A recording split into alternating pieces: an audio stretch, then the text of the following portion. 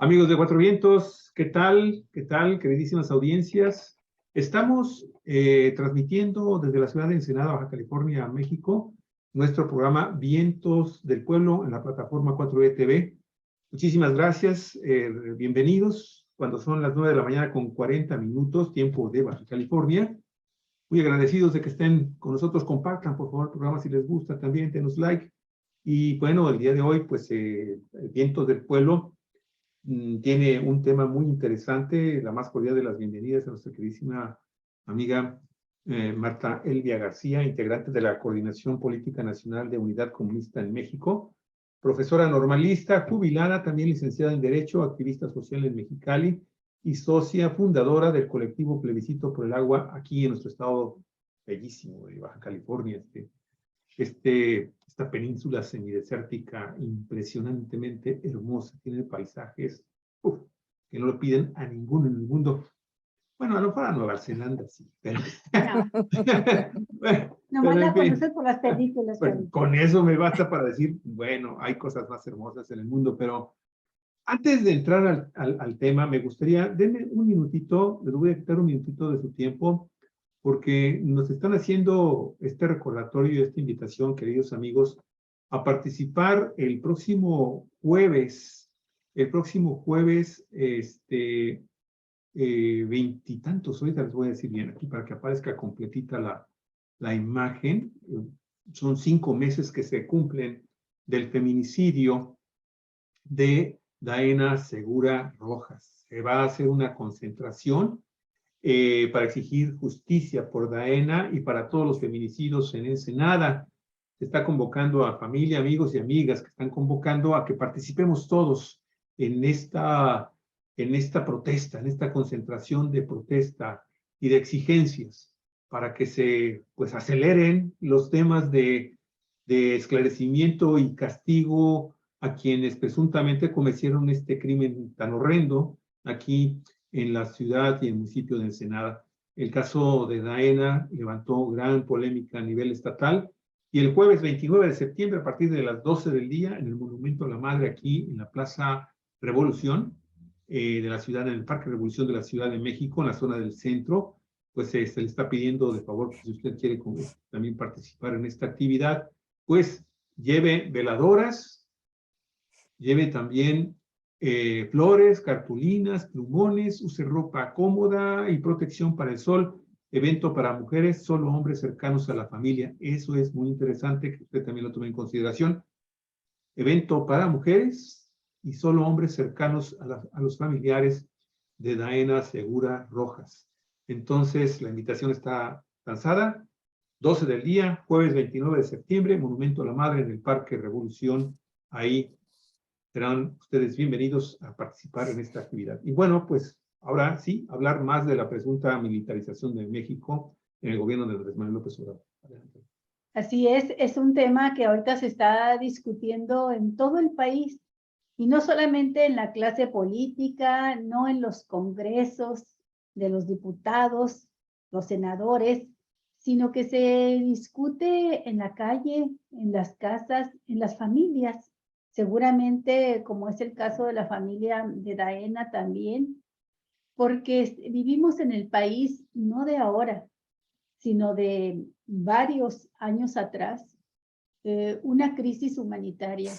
Así fue calificada por organizaciones internacionales debido a la enorme cantidad de homicidios, y que de un sexenio a otro, tan solo el sexenio de Vicente Fox al de Felipe Calderón, alcanzó casi el 200% los homicidios dolosos, resultado de una guerra que sin la más mínima planificación en inteligencia, sin la capacidad de las fuerzas policíacas para atenderla, y sacando al ejército a esta guerra frontal contra el crimen organizado, que después nos dimos cuenta que era contra una parte del crimen organizado a favor de otra. Bueno, pues de esta manera se provocó una violencia inusitada en el país. El ejército salió a actuar sin ton ni son, sin protocolos, sin normas, sin leyes de mediación de la fuerza, del uso de la fuerza, y con la autorización del gobierno de Calderón de aplicar toda la mano dura contra lo que decían era la delincuencia organizada, y a sabiendas, como lo dijo Calderón, de que se provocarían muchísimos daños colaterales. Dijo, palabras más, palabras menos, dijo, se van a perder vidas, va a morir gente, pero es necesario hacer esto. Y es necesario hacer esta guerra, iba implícita su necesidad de tratar de legitimarse después de haber llegado a la presidencia en un muy cuestionado proceso electoral, acusado de usurpación, de haber arribado a Los Pinos mediante el fraude electoral. Bueno, pues esta crisis humanitaria nos dejó una estela de homicidios, ejecuciones extrajudiciales, secuestros, personas desaparecidas, por supuesto feminicidios que ya venían arrastrándose de años atrás, que era un problema que ya se había suscitado desde gobiernos anteriores, se multiplicaron y en general crecieron todas las formas de violencia y de delincuencia. En estas condiciones recibe el país el presidente Andrés Manuel López Obrador, quien se propone trazar una estrategia diferente, porque la que había trazado Calderón siguió con pequeños cambios no necesariamente favorables, la continúa Enrique Peña Nieto.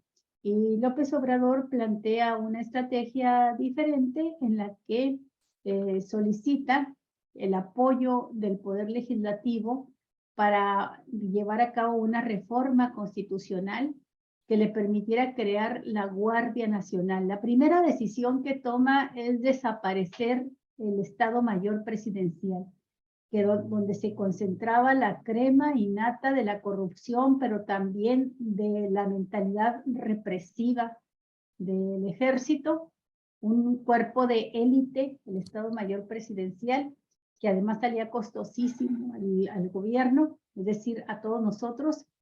Y después de desaparecer la Guardia Presidencial, el Estado Mayor Presidencial, propone la creación de la Guardia Nacional en virtud de que recibe el diagnóstico de que la Policía Federal, como se demostraría poco después, estaba totalmente corrompida, podrida, dice el presidente, y bueno, pues al mando tenía ni más ni menos que a Genaro García Luna, quien había creado un cártel desde el seno del gobierno y quien se había coludido con el cártel de Sinaloa, según acusaciones de las fiscalías del gobierno estadounidense, para cambio de millonarios sobornos en dólares, pues favorecer al cártel de Sinaloa y de esa manera seguir la supuesta guerra contra el narcotráfico,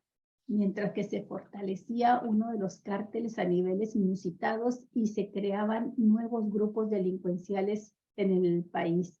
Toda esta situación la consideró López Obrador y plantea la creación de un nuevo cuerpo de policía, la Guardia Nacional, que surge en momentos difíciles, pero con un gran apoyo, porque hay que decirlo una y otra vez porque es muy interesante, tiene que surgir de una reforma constitucional.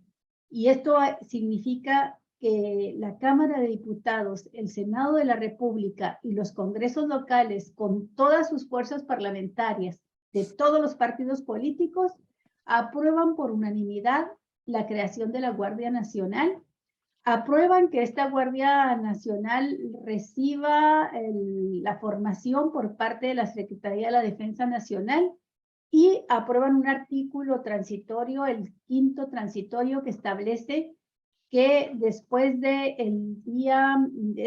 marzo de 2024, el ejército, las Fuerzas Armadas se retiran, ¿verdad? Y se regresan a los cuarteles y la Guardia Nacional se queda como un cuerpo civil actuando en el país. Más recientemente, el presidente de la República dice, no nos da tiempo, no hemos logrado consolidar la Guardia Nacional, hay 118,000 elementos, hay ya más de 200 cuarteles construidos en el país para la Guardia Nacional, pero nos ha faltado la capacitación suficiente y plantea además de que pase bajo el mando de la Sedena, a formar parte de la Secretaría de la Defensa Nacional.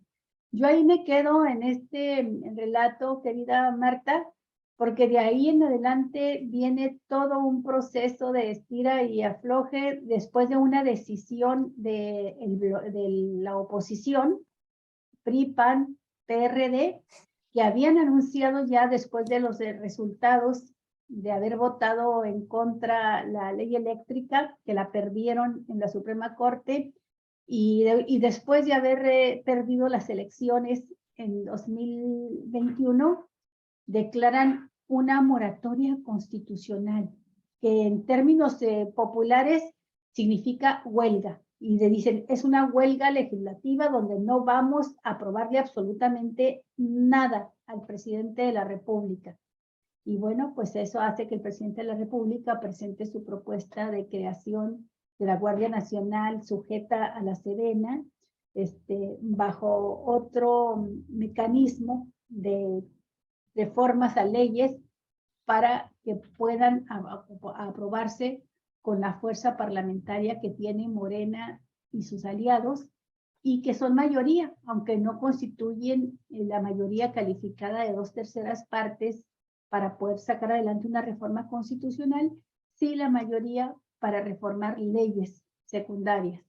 Y así es como sale el acuerdo de que la defensa nacional queda bajo, que la Guardia Nacional queda tutelada por la Defensa Nacional, y de ahí en adelante toda una campaña se profundiza en el sentido de que López Obrador lleva al país hacia la militarización, y todo esto nos va a encaminar hacia una dictadura en la cual López Obrador está preparando una especie de autogolpe de Estado.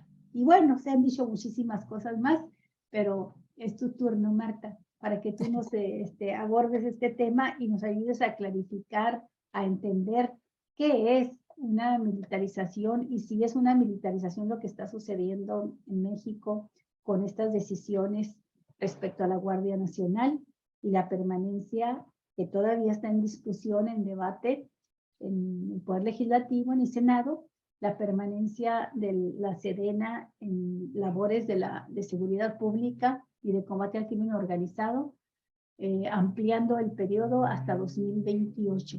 Esta última parte, hay que decirlo, es una propuesta hecha por una diputada, Yolanda de la Torre, del PRI. Ella fue la que hizo esta propuesta. Adelante, Marta Elvia, y bienvenida aquí al espacio de Vientos del Pueblo. Ya hacía rato que no te veíamos y estamos muy alegres de que hayas regresado, espacio que compartes con el maestro Santos Urbina, quien en esta ocasión se le atravesó un compromiso mayor de trabajo y posiblemente no alcance a llegar a tiempo con nosotros, pero pues estamos abiertos a la posibilidad. Bienvenida, Marta Elvia. Muchas gracias, Olguita. Muchas gracias. Muy buenos días, Olguita y Javier. Es un gusto muy grande siempre compartir estos momentos con ustedes y con todo el estimado público de Cuatro Vientos. Bueno, pues con todo lo que has explicado, querida Olguita, como siempre lo haces, expuesto el contexto de manera sintetizada y muy precisa en el que se da esta supuesta militarización, ¿verdad? Según la oposición política del país o según la derecha, que afirma, como tú bien dices, de que el país se está militarizando, de que se está estableciendo una dictadura que encabeza el presidente Andrés Manuel López Obrador. Tratemos pues de conversar sobre este tema, partiendo del concepto de militarización, porque lo que vemos es que con toda irresponsabilidad algunos o todos la mayor parte de los legisladores de la derecha usan la tribuna para decir esto, afirmar esto, de que el país se está militarizando, acusar de militarización o de militarizar al país, al presidente de la República, y sobre todo ese trío de senadoras especialmente violentas y muy ignorantes, por cierto, ya no digamos ellas, ¿no? Tratemos pues de hablar sobre este concepto, empezando por tratar de definirlo. ¿Qué es la militarización? Bueno, el diccionario de la Real Academia de la Lengua nos dice que es obviamente el acto o acción de militarizar, ¿no? ¿Y qué es militarizar? Pues es fundamentalmente tres cosas. Infundir la disciplina y el espíritu militar, en primer lugar. Luego, someter a todos a la disciplina militar y además dar el carácter de militar a una colectividad. O sea, dar carácter u organización militar a una colectividad. Eso es militarizar. Empezando por eso y luego vamos comparando estos conceptos con nuestra realidad. Y luego, en primer lugar, definiremos qué es la disciplina militar. ¿Qué entendemos por disciplina militar, que es fundamental para el caso? Pues tiene dos bases fundamentales. En primer lugar, la obediencia y el cumplimiento estricto a las órdenes superiores, ¿no? Eso es un principio fundamental de la disciplina militar. Y segundo lugar, un alto concepto del honor, ¿no? Son los dos elementos que caracterizan a la disciplina militar. Marta, discúlpame tantito. ¿Quieres que para podernos coordinar bien con la presentación que me hiciste, el favor, ¿quieres que te ponga en este momento la presentación o tú me dices? Sí, yo te aviso. Ok, Yo gracias. te aviso Disculpa. porque me parece que esto no está ahí. Sí, efectivamente. Sí, por eso me di cuenta. Bien. Ahora vamos a hablar de qué es una dictadura, ¿no? Y de dónde viene la proximidad de estos conceptos, ¿no? ¿Qué se entiende por dictadura? Todos lo hemos visto inclusive en la práctica, sin necesidad de teorizar sobre esto. Es un régimen político que por la fuerza o violencia concentra todo el poder en una persona, un grupo o organización, y por supuesto cancela los derechos democráticos, las libertades individuales y lo más evidente, reprime a todos aquellos que tratan de hacer valer o de practicar los derechos y sus libertades individuales. Es decir, es un régimen de ausencia total de los derechos humanos, de libertad de expresión, de todo tipo de libertades políticas, sociales, ¿no? De todo carácter. E igual que un ejército, en la dictadura se exige un acatamiento ciego a las autoridades. Y ahí está precisamente la relación estrecha, ¿verdad?, entre una dictadura y la cuestión militar, el tema de la obediencia ciega. ¿Por qué hemos dicho que en la práctica lo conocemos? Porque lo hemos visto, al menos los que son de mis contemporáneos, de mi edad y otros más mayores que yo, en, por ejemplo, las dictaduras del Cono Sur, la más conocida que fue la dictadura de Pinochet en Chile, ¿verdad? ¿Cómo llegó al poder? Por la vía de un golpe militar auspiciado por la CIA, el gobierno de Estados Unidos, y así gobernó durante décadas con la bota, como se dice, ¿no? Y las armas. Entonces, ahí no había más que obedecer y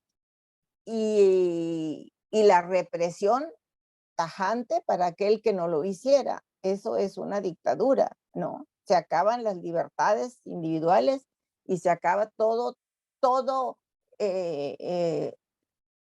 ejercicio de vida democrática. Bien, vamos a ver a qué se refieren los elementos de la derecha, los opositores del presidente, cuando hablan de militarización, ¿verdad? ¿A cuál de los conceptos en concreto, ¿no? Cuando hablan del peligro de que el presidente López Obrador esté militarizando, dicen ellos, al México de nuestros días. Pues hacen referencia a eso, a las evidencias, dicen ellos, de que está estableciendo un régimen dictatorial, ¿no?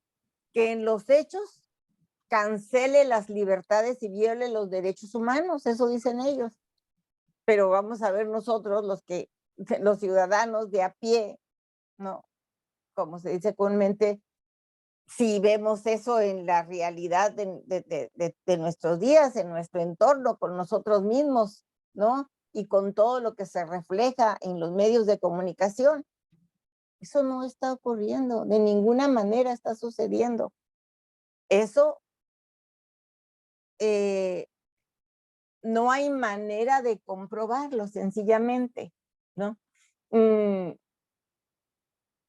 No hay, por ejemplo, en el sexenio actual, ni un solo hecho donde las Fuerzas Armadas de nuestro país, inclusive ese cuerpo policíaco creado con las reformas constitucionales de marzo de 2019, que es la Guardia Nacional, hayan reprimido un movimiento social, una protesta. No hemos mucho menos tenido un caso, un Tlatlaya, por ejemplo, ¿no? Un Nochistlán, no digamos un caso como Ayotzinapa. Cuando nosotros vemos repasemos un repaso de la historia de nuestro país en materia de seguridad pública, sobre todo del año 2012 al 2018, ¿no? Tenemos que llegar a la conclusión de que es una reverenda hipocresía que la derecha hable ahora de que hay militarización en nuestro país, ¿no? En realidad, como lo has dicho, Olguita, la militarización de nuestro país fue el caldo de cultivo, o fue el hábitat, o fue el estado en que transcurrieron todos los sexenios del periodo neoliberal, pero con una intensidad escalofriante y ante la cual palidecen los demás sexenios en el sexenio de Felipe Calderón, cuando aquel 11 de diciembre de 2006, sin ninguna regulación, sin ninguna planificación, sin nada más que con su hígado muy hinchado, decretó la guerra contra el narco, y como tú bien lo dices,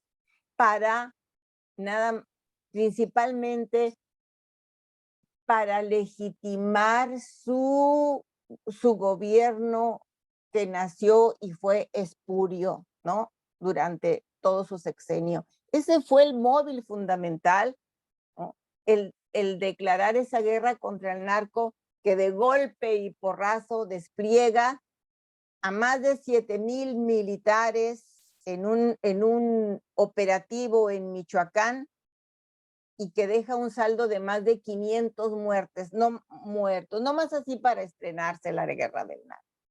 Ahí lo podríamos dejar para que sigan ustedes con los comentarios, y continuamos con esto de que sí hay militarización en nuestro país. Sí, yo creo que entre los comentarios a destacar están el hecho de que cuando se aprueba por unanimidad la creación de la Guardia Nacional, se establece que la Guardia Nacional deberá quedar bajo la dirección, la conducción de la Secretaría de Seguridad Pública y que y por otra parte viene una discusión que tiene que darse por separado, que es la participación de los militares en el combate a los problemas de seguridad pública y, por supuesto, combate al crimen organizado, al narcotráfico. Sí. Es muy importante tener claro que el ejército ha estado en las calles participando en estas tareas, como dices, desde hace muchos años, muchos. De hecho, no hay elementos para sostener que lo ha estado siempre, porque incluso han sido militares en varias épocas de la historia del país quienes han estado al frente de la seguridad pública o de cuerpos de seguridad o cuerpos de inteligencia. Pero como encargados de la dirección de la Guardia Nacional, se estableció que serían los militares encargados del área operativa y administrativa. Y la dirección de la Guardia Nacional, pues quedaría adscrita a la Secretaría de Seguridad Pública. Ahora lo que plantea el presidente de la República es que quede bajo la Secretaría de la Defensa Nacional, pero sí establece una diferencia fundamental. O sea, ¿de qué se encargará la Defensa Nacional? Del aspecto administrativo y operativo, con un mando de un militar al frente de la Guardia. Pero quienes definen la estrategia de seguridad pública sigue siendo la Secretaría de Seguridad Pública y el presidente de la República. Que además el presidente de la República, como lo establece nuestra Constitución, es el comandante supremo de las Fuerzas Armadas. Es decir, es una autoridad civil. Así es. En algunos países, por ejemplo, como Estados Unidos, todas las Fuerzas Armadas están dirigidas operativa y administrativamente por un mando militar, todas, incluso las fuerzas policíacas. Pero todas ellas están dependiendo de una Secretaría de Estado que es de mando civil y también del presidente de la República, que es una autoridad civil. Es el jefe del Ejecutivo, el jefe de Estado civil. Todos ellos dependen de autoridades civiles. Y es muy interesante este tema, Marta, porque quizá nos lleve a profundizar más adelante en algo que un abogado que participa en la plataforma periodística de Rompevientos ha estado planteando la necesidad de que la propia Sedena, en una fecha que quizá no sea cercana, quede con un mando civil. Dice, sí, podría porque ser. no hay nada en la Constitución que obligue a que la Secretaría de la Defensa Nacional tenga mando militar. Así se ha hecho, pero no hay nada que lo obligue. En realidad, ¿qué significa esto? Avanzar más que en un proceso de militarización del país, en un proceso de actuación civil de las Fuerzas Armadas, de actuación en la sociedad. Y creo que esto lo hemos estado viendo de manera creciente bajo el gobierno de López Obrador, donde lo que algunos de la oposición juzgan y califican como una militarización excesiva, para otros es una desmilitarización, por decirle así, de las propias Fuerzas Armadas. Una policialización, dicen ellos, ¿eh? Sí, o cuando se les ve actuando en gran cantidad de obras civiles. Así es. Como es la construcción del aeropuerto Felipe Ángeles, como es el Tren Maya, como es la parte en que participan del tren transísmico, como Las es aduanas. en las aduanas, que además las aduanas tienen administración civil, nada más que se apoyan en la vigilancia en las fuerzas de la Marina, en este caso. Nada más una creo que es de la Sedena. Y que les ha rendido resultados muy, muy interesantes, ¿no? Cerca de 1 billón de pesos han podido recaudar el fisco, nada más por el ojo vigilante que han tenido ahí. Inhibiendo la corrupción, ¿no? Que era dinero que se iba antes al caño de la corrupción. Entonces, quería meter esta otra dimensión de lo que sucede en el país, porque nunca como hoy habíamos visto a las Fuerzas Armadas participando en actividades de carácter civil. No nada más en la seguridad pública, sino en la obra, y eso pues contribuye a un abaratamiento de la obra por una parte, o sea, no encarece tanto la obra pública, pero por otro lado también creo que ha redituado en imagen favorable al ejército. No es lo mismo ver a los soldados, esas imágenes que nos llenan de horror y de indignación, ver a los soldados obedeciendo a presidentes, represores, yo diría que hasta asesinos y espurios. Asesinando a estudiantes como en Tlatelolco, asesinando a maestros, como lo mencionaste ya en la noche de Nochistlán, desapareciendo estudiantes, como parece ser que ya está demostrado la participación no solamente de militares, sino también de marinos, bajo el gobierno de Peña Nieto, en Ayotzinapa, y otro tipo de masacres y actos que... La de Acteal con paramilitares, porque está también el tema del paramilitarismo en los gobiernos neoliberales, ¿no? Con Zedillo, ¿no? Ándale. Allá tuvieron esa matanza, ¿no? De Acteal. Sí. A mí me gustaría hacer un poquito de antecedentes por esto que mencionas, Olguita, porque ya dijimos que el más intenso y el más devastador de los sexenios en el tema de la violencia, pues ese es el de Calderón, ¿no? Y eso no hay manera de que lo refuten, ¿no? Pero la militarización, esa actividad, pues, de las Fuerzas Armadas viene de tiempo atrás, ¿no? En funciones de seguridad pública. Y me gustaría que pusiera nuestro compañero Javier la filminas sobre cuál es el origen del debate sobre la participación de las Fuerzas Armadas. Bien, aquí está el inicio, la presentación. Y nos vamos a la 3, a la número 4, por favor. Ahí está.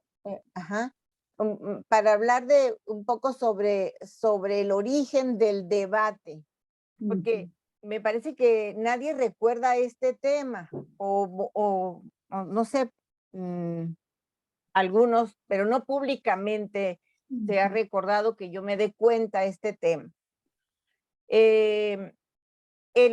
Yo pienso que el origen del debate, seguramente yo no soy la única, se encuentra en una acción de inconstitucionalidad que se presentó, que se resolvió, promovida por 167 legisladores, diputados de la 56 legislatura federal en el año de 1996. Esta acción de inconstitucionalidad, ustedes saben que este es un instrumento jurídico para el control constitucional, ¿verdad? Para asegurar y garantizar que todas las normas de nuestro país, desde las leyes reglamentarias, las leyes secundarias, hasta las leyes, los reglamentos, los decretos, estén dentro del marco regulatorio, no contradigan a la Constitución Nacional, ¿no? Bien, entonces, estos 167 diputados, en el año de 1996, ejercieron este derecho de impugnar con la acción de inconstitucionalidad unos cambios que se dieron dentro del sistema nacional de seguridad pública. Pasamos a la siguiente, por favor. Y los artículos que ellos estimaban se habían violado, pues era en primer lugar el artículo 129 constitucional y el artículo 21 constitucional, pero el fundamental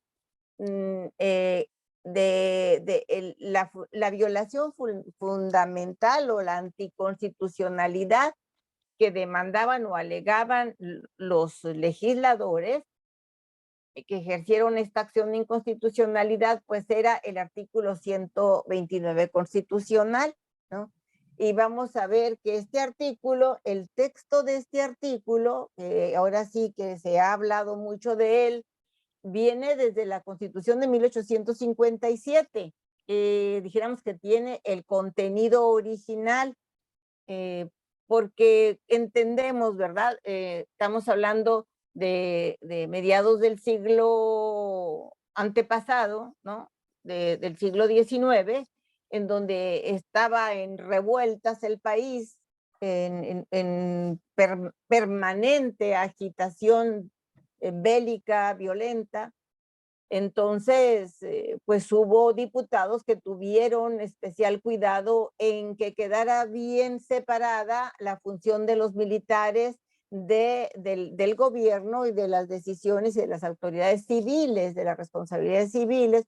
Sobre todo el abogado legislador entonces, Ponciano Arriaga, puso punto especial en este artículo 129, que como les digo viene desde la Constitución de 1857, está en nuestra Constitución. En la siguiente diapositiva tenemos el texto y vamos a repasar nada más los primeros 3 renglones donde está la base fundamental. En la siguiente diapositiva dice: artículo 129 constitucional, en tiempo de paz, ninguna autoridad militar puede ejercer más funciones que las que tengan exacta conexión con la disciplina militar. Ahí está el meollo del asunto. Entonces, ese era el punto fundamental que la demanda de la acción de inconstitucionalidad señalaba como violado, ¿no? Por la decisión de que se había tomado entonces de incluir en el Consejo de Seguridad Pública, el Consejo Nacional de Seguridad Pública, a los titulares de la Sedena y de la Secretaría de la Marina. Eso dio motivo a esta acción de inconstitucionalidad.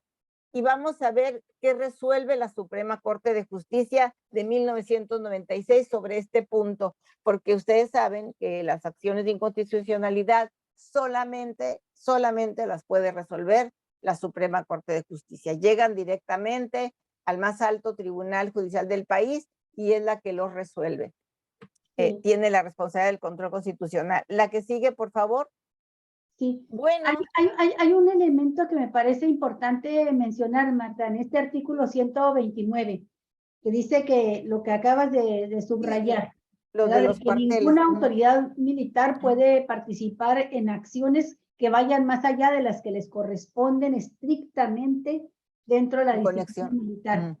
Y ahí entra, pues entonces no puede participar en acciones policíacas, de seguridad pública, pero hay también no sé si forme parte de una fracción del artículo 129 donde dice que en casos de extrema urgencia, riesgo para el país, podrán participar, pero por periodos definidos por el propio poder, que en este caso el Poder Legislativo y a propuesta de la Presidencia de la República.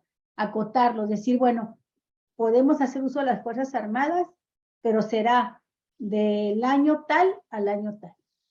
Y para cumplir determinadas metas muy específicas. En el texto constitucional, este es nada más el texto constitucional, a nivel Carta Magna, ¿no? Pero vamos a ver cómo lo resolvió la Corte. Ok. Resulta que la Corte lo resolvió como como constitucional.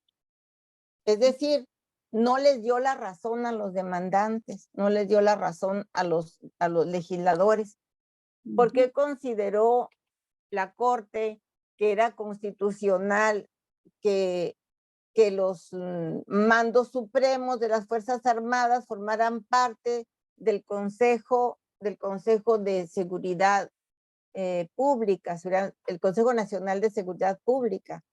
Es decir, como resultado de las reformas que tuvieron que hacerse para que esto sucediera.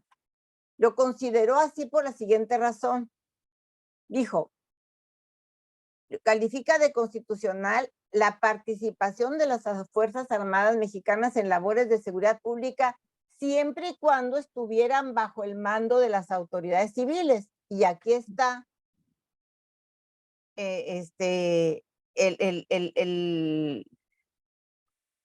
argumento que sigue siendo válido, que no ha cambiado, ¿no? Siempre y cuando esté a cargo de las autoridades civiles el mando superior, lo cual consideró la Corte, se consideró que así ocurría, puesto que las Fuerzas Armadas Mexicanas están bajo el mando supremo de una autoridad civil, que es el presidente de la República. Habrá quienes piensan que esta es una chicana legislativa, pero así quedó la resolución del máximo tribunal respecto del artículo 129 constitucional desde 1996. Lo curioso es que en aquel momento, y todavía ahora, pues ahora con mayor razón, pero en aquel momento casi pasó inadvertido para los medios de comunicación, para los politólogos, para los intelectuales, los opinadores, ¿no? Que ahora abundan, ¿no? La siguiente, por favorcito, para que veamos que lo que estamos diciendo, ¿no? Que todo aquel silencio de aquel entonces respecto de esta reforma en este artículo tan importante, todo lo que en aquel entonces se cayó, ahora resulta una reacción, pues, estridente, una alaraca, ¿no? Que señala de militarización lo que está pasando en nuestro país con la utilización, dijéramos, de las Fuerzas Armadas en actividades o en tareas de seguridad pública, ¿no? Entonces, aquí decimos nosotros que la militarización del país y la seguridad pública, que ellos, o sea, ellos hablan de militarización en todo el país, hablan de militarización en general y parten de que hay militarización en la seguridad pública, pero es que no se quedan ahí. Ellos dicen se está militarizando el país. Pues es que ni una cosa ni lo otro, ni la otra, ni se está militarizando la seguridad pública, ni se está militarizando al país, eso mucho menos, ¿no? Pero si vamos a basarnos estrictamente en la cuestión procedimental, en la cuestión técnico-legal, bueno, pues nada de eso está sucediendo porque ya la Suprema Corte desde 1996 resolvió que se puede en tiempos de paz hacer uso de las Fuerzas Armadas en otras actividades que no sean la defensa de la patria frente a un enemigo exterior, siempre y cuando estén bajo el mando de una autoridad civil. Y dijo, esta autoridad es la del presidente de la República. Y mientras así sean las cosas, bueno, pues esto es constitucional. Así lo dijo. Lo que pasa es que ahora ya no les conviene recordar ese origen. En aquel entonces no hacía falta, ¿no? No hacía falta porque todos los medios de comunicación y todos los politólogos y opinadores estaban controlados por la derecha, de manera de que, bueno, lo que se trataba era de sacar al ejército, utilizarlo, ponerlo en manos del presidente para todo lo que venía, para lo que ya estaba en marcha, el establecimiento llano, puro, crudo del modelo neoliberal. Estábamos hablando de que estaba recién caída, recién terminada, dijéramos, la Guerra Fría, caída la URSS en el campo internacional o en el contexto mundial, y desaparecido el campo socialista prácticamente, ¿no? Entonces quedaba Estados Unidos como país hegemónico y ya para empezar no tenía el pretexto de la amenaza del comunismo. Entonces, ¿cómo iba a entrar? ¿Cómo iba a tener esa injerencia permanente en los países débiles? ¿Y cómo iba a invadir aquí y allá y donde se le siguiera antojando, si ya no era para salvar al mundo de la amenaza del comunismo? Había entonces que crearse nuevos pretextos, nuevas amenazas, ¿no? Y bueno, una de estas amenazas era precisamente, ustedes lo recuerdan, ¿no? En aquellos años, pues el narcotráfico, por ejemplo. Esa fue una de los grandes nuevos pretextos y amenazas que Estados Unidos señaló en contra de, pues, de los intereses, de sus intereses, de los intereses norteamericanos. Y vamos entonces a dejar claro que el interés de ese entonces y el interés de considerar válida la participación de las Fuerzas Armadas en el control de la seguridad pública, ¿no? Para que no se alzaran las protestas, las rebeldías populares, pues era para imponer a rajatabla y acomodar al lugar el modelo neoliberal. Esa era en realidad, eran motivos económicos, ¿no? Y otros más, Marta, si me permites, por las fechas en que se dan se interpone esta acción de inconstitucionalidad, 1996. Esto sucede en el gobierno de Ernesto Zedillo de Zedillo, exactamente. Que por cierto, yo encontré un dato que me había tocado escribirlo a mí misma en el periódico y lo había olvidado. El primer presidente que habló con la palabra guerra, vamos a hacerle la guerra al crimen organizado, no fue Calderón, fue Zedillo. Y fue el primer presidente que empieza a acostumbrarnos la mirada a ver a los militares en las calles, ¿no? Y que lo hace sin cubrir los requisitos legales. Sí, claro. Que autoricen la presencia de los militares en seguridad pública. Porque no basta con que sea el comandante supremo, el presidente, que es un civil. También establece, deben ser la ley orgánica o la ley interna de las Fuerzas Armadas, establece con precisión las leyes que se han reformado ahora, deben ser algunas de esas leyes que establecen con precisión que se tiene que definir con toda claridad con qué objetivo se está utilizando, sí, claro. se está sacando al ejército a la calle, y por cuánto tiempo se considera que debe estar, y eso nunca se justificó. No, es que nunca se reguló, Ahora, ¿qué había durante el gobierno de Zedillo? Pues es lo que vamos a ver. Zedillo entró en el 94. Había una rebelión, un levantamiento. El EZLN, para empezar.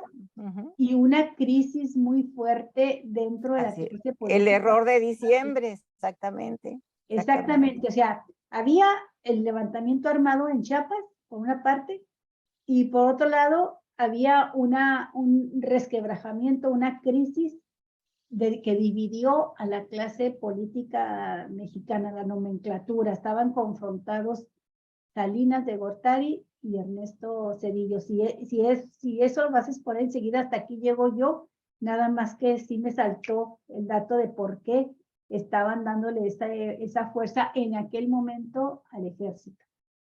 Sí, así es. Bueno, entonces nos quedamos en que los nuevos pretextos pues son el narcotráfico, el terrorismo, por supuesto, el terrorismo, ¿verdad? Y los movimientos migratorios, ¿no? Entre otros motivos o amenazas que tenía el gobierno norteamericano, y pues no se digan las crisis económicas. En nuestro país daba como positivas algunas de estas amenazas, por supuesto, ¿no? Pasamos a la siguiente, Javier, por favor. Claro que en nuestro país había problemas de narcotráfico y había problemas de carácter migratorio y no se diga de crisis económicas y sociales. Y bueno, aquí están para el caso México, estas circunstancias que muy bien le venían a Estados Unidos, porque precisamente de eso se trataba, ¿no? De acomodar las amenazas que le convenían para seguir teniendo injerencia en nuestro país, controlar al gobierno de nuestro país. La siguiente, por favorcito. Aquí vamos a ver que lo que tú decías, Olguita, ¿cuál era el contexto en este tiempo, en estas décadas de los 90 y precisamente a partir de Salinas de Gortari, porque era en los finales de Salinas, del sexenio de Salinas y comienzos de Zedillo, ¿verdad? Bueno, el de que se consolidó el modelo neoliberal en ese tiempo y fue a partir de este terrible instrumento del Tratado de Libre Comercio, del TLCAN, ¿no? Que aunque, como decimos ahí, Salinas siempre dijo que era un simple tratado comercial, nada más. No. Tuvo muchas más consecuencias y tuvo mucho más trascendencia en otros aspectos, como son estos tratados que tienen que ver con toda la vida económica, política y política de nuestro país, ¿no? En todos los aspectos.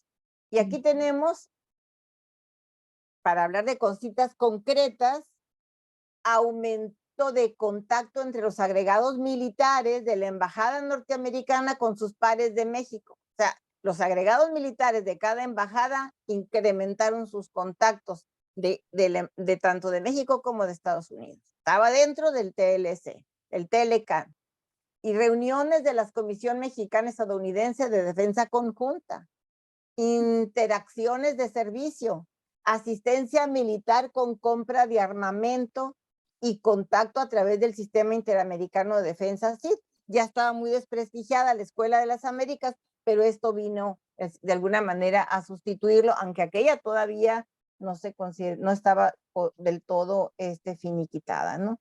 Pero aquí ya se ven cómo es que se está invadiendo el terreno militar de nuestro país por una potencia extranjera y nada menos que por los Estados Unidos, ¿no? La más bélica del mundo.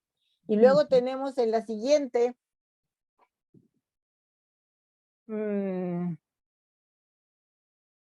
bueno, que curiosamente, un año antes de que la Suprema Corte resolviera de este modo esta acción de inconstitucionalidad, se había cambiado por completo el contexto del Poder Judicial. Acuérdense ustedes de esa reforma judicial sedillista que se le consideró y se le ha considerado como un golpe que dio el Poder Ejecutivo al Poder Judicial de aquel entonces, y que de 28 me parece que eran, o 29, no recuerdo bien, ministros de la Corte, quedaron en 11 ministros de la Corte, pero no solo fue un cambio numérico, sino se cambió por completo la configuración de este máximo tribunal y este fue el nuevo tribunal que hizo esta interpretación del artículo 129, pues porque así convenía entonces para el establecimiento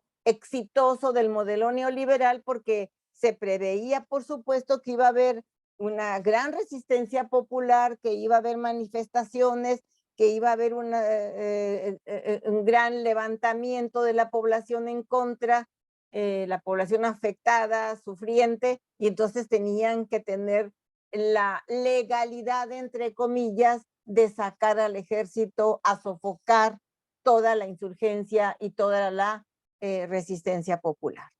Entonces, ¿Cómo sucedió?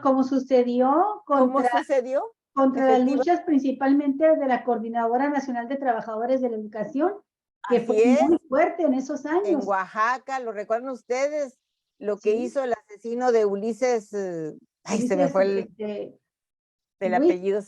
Sí, y bueno, desde el gobierno federal apoyado. Entonces, aquí nada más mencionamos la cuestión de muy, muy importante que hay que puntualizar, como una diferencia al gobierno no neoliberal que tenemos ahora. Los gobiernos neoliberales en su lógica, identifican, así lo han hecho siempre, a las empresas transnacionales, a las empresas de los grandes oligarcas con el interés público. Ese es el interés público para los neoliberales, los intereses privados de las grandes potencias económicas del mundo que operan en nuestro país, ¿no? Justificando así el uso de las fuerzas de seguridad del Estado, incluido el ejército, para proteger, entre comillas, las instalaciones e intereses de las empresas y, por supuesto, reprimir toda la oposición que esto genere, ¿verdad? Reprimir al pueblo, ¿no? Y luego... Yo creo que vale la pena también comentar algunos datos muy importantes que sucedieron en esos años, y que llevaron a la decisión de Zedillo de sacar al ejército a las calles y darle una fuerza importante en seguridad pública. Mira, está, por ejemplo, bueno, ya lo mencionamos, el levantamiento armado en Chiapas. Y eso me hace recordar un artículo que leí recientemente, lo comenté con Javier, de este abogado Federico Anaya, donde menciona con mucha claridad cuáles son, a qué se refieren con las actividades estrictas del ejército, su disciplina militar, a las que les autoriza el artículo 129 constitucional. Conocemos ¿cómo se llama? El 13 de la catástrofe, el plan... DN3. DN3, perdón. Se me cuatrapearon las siglas. El plan DN3. O sea, el ejército sí está autorizado, claro, para auxiliar a la población en casos de catástrofes y de desastres, ¿no? Naturales. Ambientales, etcétera. Sí. Creo las tormentas, los terremotos, todo, y creo que ese es uno de los factores que hacen que la gente sienta aprecio por el ejército. Sí, trabajando, un factor importantísimo. Porque se meten a donde no va nadie más, Así ¿no? Se juegan la vida. Sí. Entonces, pero antes del DN3 está el DN2 y el DN1, son 3.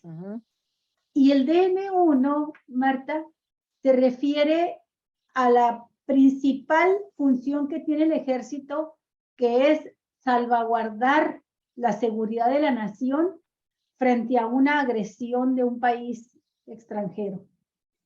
Este DN1, dice el analista Federico Anaya, dice, en realidad no tiene mucha razón de ser, porque la única potencia que puede invadir a México es Estados Unidos.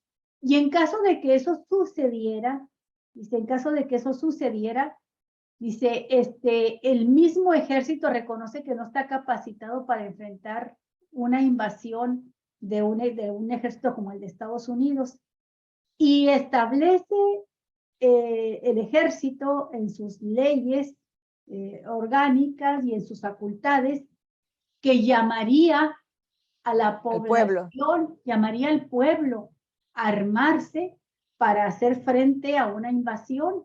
Entonces, todos los hombres jóvenes, sanos, en capacidad de portar un arma, tendrían por orden del ejército, tendrían la obligación de salir a defender a la patria de una invasión extranjera, ¿no? Entonces dice Anaya, dice el DN1, dice automáticamente el ejército queda así como unos ineptos, incapaces. No pueden hacer frente a una invasión extranjera, sino que es el pueblo, el auténtico pueblo en armas, no uniformado. El pueblo en armas quien tendría que hacerlo, como ha sucedido siempre. Ya en historia remota, afortunadamente para nosotros. Y el DN2, ese es muy interesante, porque faculta al ejército actuar en casos de rebelión interna. Y dice, y ahí sí que han actuado. Y han actuado por orden del comandante supremo, por una autoridad civil. El presidente de la República en turno les ha ordenado reprimir, actuar como contrainsurgentes, ¿verdad? Considerando a rebeldes internos, a manifestantes pacíficos, como fueron los estudiantes en el 2 de octubre, e ir a masacrarlos, ¿verdad? Pero eso fue el comandante supremo diciéndoles activen el DN2, ¿verdad? De tener una rebelión interna. Y han considerado, por lo tanto, como sediciosos o rebeldes a la disidencia y han lanzado al ejército a reprimirla. Y ese DN2 lo estaba previendo Zedillo después del levantamiento armado de 1994, año en que él entra al gobierno. ¿Sí? El levantamiento sucede el 1 de enero y él entra el 1 de diciembre. Así es. Entonces ponemos ahí discúlpame, Olguita, la siguiente diapositiva para ilustrar lo que está diciendo precisamente Olguita. A ver. No, la anterior, la que sigue. La que sigue. La número 14. Es lo que ya está, es lo que ya está explicando, sí. Sí. Entonces ahí activa Zedillo la participación de los mandos del Ejército y de la Marina en Seguridad Nacional, el Consejo de Seguridad Nacional, para prever lo que pudiera suceder en el país a partir de que el Ejército Zapatista de Liberación Nacional ha declarado la guerra al Estado mexicano. ¿Sí? Ya después sabemos de que pues en realidad no fue una declaración de guerra tal cual, porque se fue más por la vía de la protesta social, ¿no? Pero duró también 11 días viene ese lo siguiente, levantamiento. que quiero que lo comentes tú porque me parece muy interesante, porque eso habla de una gravísima crisis en la nomenclatura de la clase gobernante. Esa es también lo que motivó a Zedillo a respaldarse con el ejército frente a Salinas. Antes de que entres tú a eso, que es los asesinatos políticos que se dan, quiero mencionar un antecedente que me parece muy valioso. Eduardo Valle, el búho, que tú lo debes haber hasta conocido, Marta, pues Eduardo Valle fue un militante de la izquierda, un preso político del 68 y un analista político que escribió varios ensayos, artículos periodísticos y libros en los que siempre sostuvo que el jefe de jefes, a propósito de que ahora se habla de que van a liberar a Félix, ¿cómo se llama? Miguel Félix Gallardo. Félix Gallardo, después de 33 años de haber estado en la cárcel y por razones humanitarias, lo que resta de su condena, ya es un viejo muy enfermo, lo pasaría en su casa en prisión domiciliaria, a él lo ubicaron siempre como el jefe de jefes, ¿verdad? En el narcotráfico mexicano. Pero Eduardo Valle dice, no, el jefe de jefes siempre ha sido Carlos Salinas de Gortari. Durante el gobierno de Salinas de Gortari se estructuran, se reestructuran y fortalecen cárteles importantes de la droga. Y creo que este es otro de los motivos por los cuales Zedillo se plantea la necesidad de que entre el ejército a combatir el crimen organizado, cosa que no había hecho Salinas. Ahora sí ya, este otro aspecto que tú mencionas ahí, que me parece muy importante también, Martita, lo de los crímenes políticos. No, pues es muy, muy interesante que señalaras toda esta parte, Olguita, y va a enriquecer este contexto que estamos señalando, ¿no? empieza una etapa de desestabilización. Por supuesto, en primer lugar, en la estructura del país, en lo económico y toda la reacción en los aspectos políticos sociales, ¿no? Y había que echar mano del ejército y darle una fisonomía, una apariencia de legalidad, ¿no? Por eso es que y fue muy útil, bueno, esta resolución de la Corte. Viene la muerte de este político, este crimen político, como bien lo dices, de Donaldo Colosio, y enseguida, unos meses después, el de Ruiz Massieu. Era una alteración terrible dentro y fuera del gobierno, y luego el espanto que todos padecimos, sufrimos, y en donde empezó el mayor empobrecimiento así en picada de la clase media y de grandes sectores del país, el famoso error de diciembre, que a todos afectó, que dejó sin patrimonio a millones de familias, una cosa espantosa. Y todo esto pues causó tremenda alteración. ¿Cuál paz había en nuestro país? Pues la paz de las armas es lo que había, ¿no? Y la paz de los sepulcros. Y ahí se intensifica lo que estaba sucediendo de manera simultánea, en paralelo, la acción del narcotráfico. Entonces se intensifica la batalla contra el narcotráfico, ¿no? Dicho así en grandes rasgos, ¿no? Ya nos vamos ahora sí al periodo el sexenio que se llevó a niveles gigantescos el tema de la inseguridad pública y el tema de la violencia en nuestro país, que pues es el sexenio de Calderón, y fue a partir de su guerra contra el narco, ¿no? Que se prolongó, aún sin decirse de manera expresa, se prolongó con el gobierno de Peña Nieto. Por eso decimos que de 2006 a 2018 hemos padecido el periodo más violento de la historia moderna de nuestro país. Yo lo que quiero es hacer énfasis en que aquí el periodo de Calderón, con su guerra contra el narco, con su visceral, torpe, bárbara guerra, ¿no? Como lo ha dicho tantas veces el presidente de la República, que fue nada más un manotazo al avispero, que tuvo el efecto cucaracha, sí, no acabó con ningún cártel, nada más se desparramaron, como las cucarachas se fueron a ocupar mejores posiciones, y el cártel al que él servía, pues se empoderó más, porque este señor tuvo un bando, no era neutral, no era gobierno, era parte de los intereses del narco, como tú lo dijiste al comienzo del tema, ¿no? Y bueno, nos vamos a la siguiente diapositiva. Nada más para decirlo, esto ya lo mencionamos, que a partir de entonces, pues es que quedó el ejército en las calles, ya. Y entonces sí que los mexicanos nos acostumbramos a todos los días saber de muertos y de enfrentamientos de pueblos enteros, lejanos y de nuestras ciudades, urbanos y rurales, con el ejército.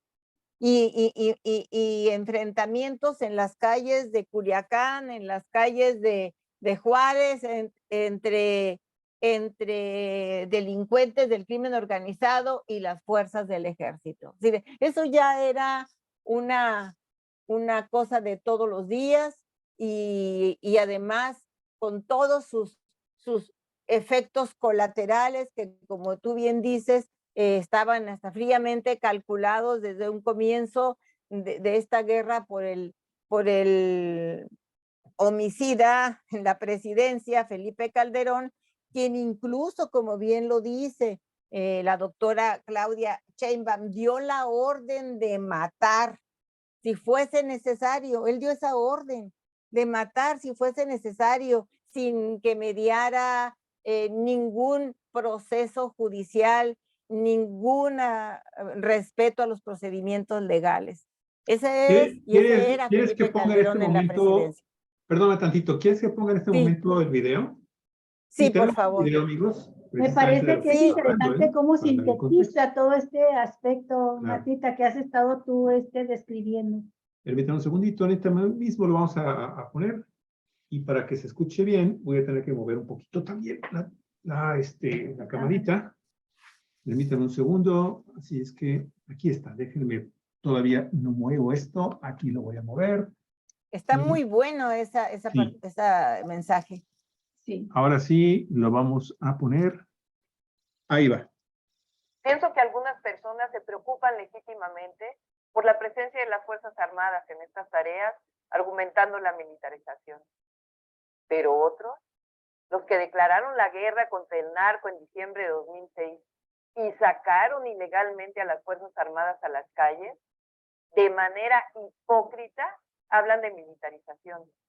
No podemos olvidar que fue Felipe Calderón, un presidente que llegó al poder a través de un fraude electoral, el que tomó la decisión de declarar la guerra al interior del país.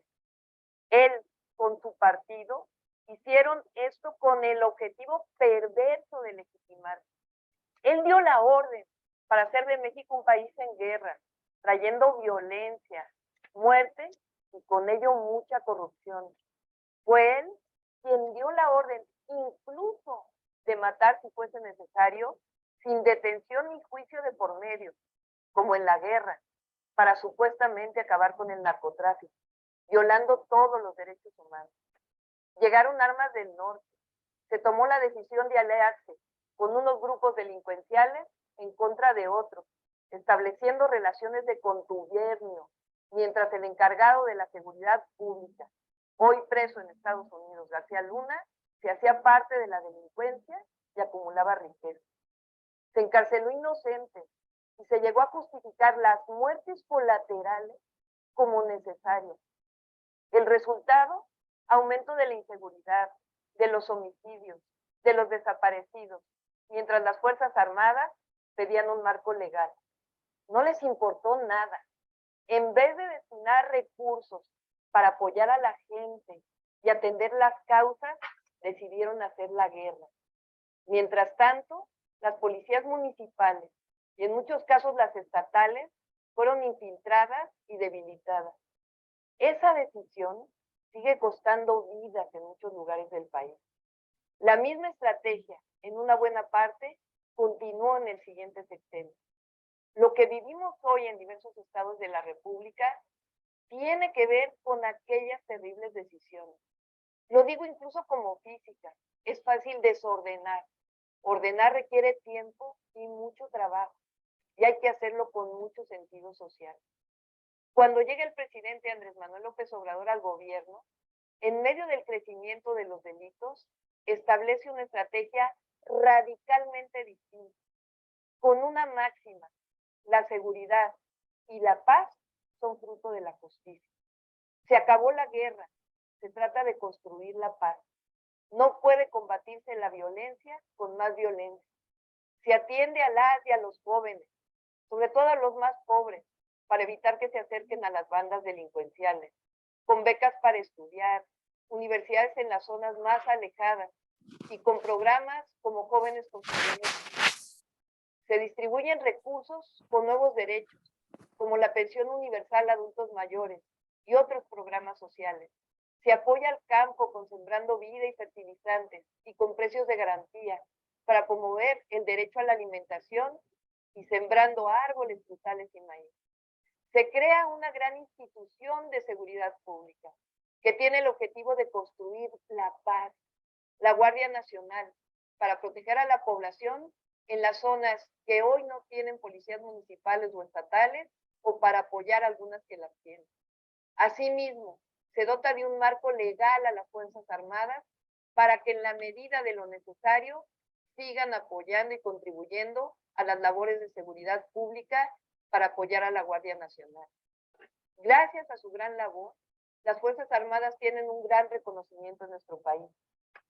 Asimismo, se pone una mujer honesta a cargo de la seguridad pública. ¿Cuál es el papel de las Fuerzas Armadas en labores de seguridad? Patrullar, vigilar y con inteligencia y dentro del marco legal y respeto a los derechos humanos, hacer detenciones a los generadores de violencia en el país. ¿Qué pasaría si de la noche a la mañana las Fuerzas Armadas dejaran de hacer labores de seguridad pública? Pues dejarían en la indefensión a millones de mexicanos y mexicanas, sobre todo a los más pobres, pues se requiere consolidar la Guardia Nacional. A quienes por intereses políticos no quieren aprobar la extensión de las Fuerzas Armadas en labores de seguridad, no les interesa la gente, no les interesa el bien del país ni de la patria. Ahora hablan de militarizar cuando ellos declararon una guerra. ¿No les parece hipocresía? Ellos le apuestan al fracaso de la Cuarta Transformación, pero se van a quedar con las ganas. Sobre todo, no les interesa la seguridad. Solo tienen interés en ellos mismos y en grupos de poder que quieren regresar al régimen de corrupción. A quienes legítimamente piensan que esto significa militarizar, les pido que reflexionen, pues es el comandante en jefe de las Fuerzas Armadas, el presidente de la República, un civil, el que define la manera en que participa. Antes era a través de la guerra. El objetivo hoy es construir la paz. Mientras sigan en el gobierno humanista, que conciban la fraternidad y no el odio como forma de vida y de actuación política, se seguirá construyendo la paz con justicia.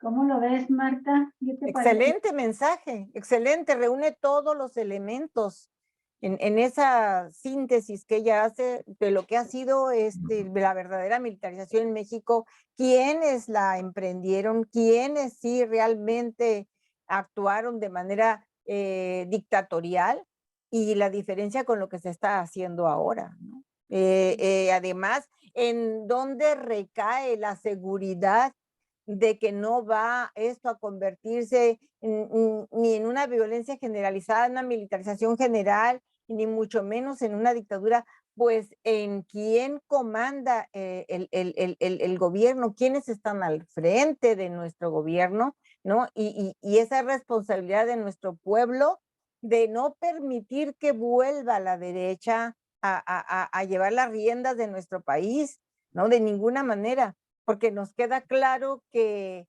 el ejército, si algún defecto de verdad y incuestionable, dicho entre comillas, tiene, es que tiene una obediencia ciega, como ya lo dijimos, una obediencia militar a su autoridad suprema, porque forma parte de su disciplina, de sus principios militares, de su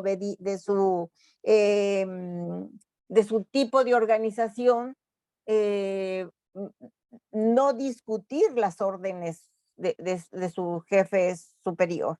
De manera que, en todo caso, el responsable de cuanto han hecho en materia de militarización los gobiernos de estas últimas décadas, pues recae en la persona del presidente de la República, y que viendo la diferencia, que no solamente es promesa, que ya está la diferencia, que desde las reformas de marzo de 2019, con la creación de la Guardia Nacional y a nivel constitucional y las reformas que se hicieron en las 4 leyes secundarias que se reformaron, pues queda claro que la Guardia Nacional es una policía, es un cuerpo, una corporación absolutamente civil, es civil, nada más que tiene, y el nada le estorba, cualidades de disciplina militar, de una profunda formación en materia de derechos humanos y también de un alto sentido del honor. ¿En qué le estorban estos principios a una policía bien profesionalizada, verdad?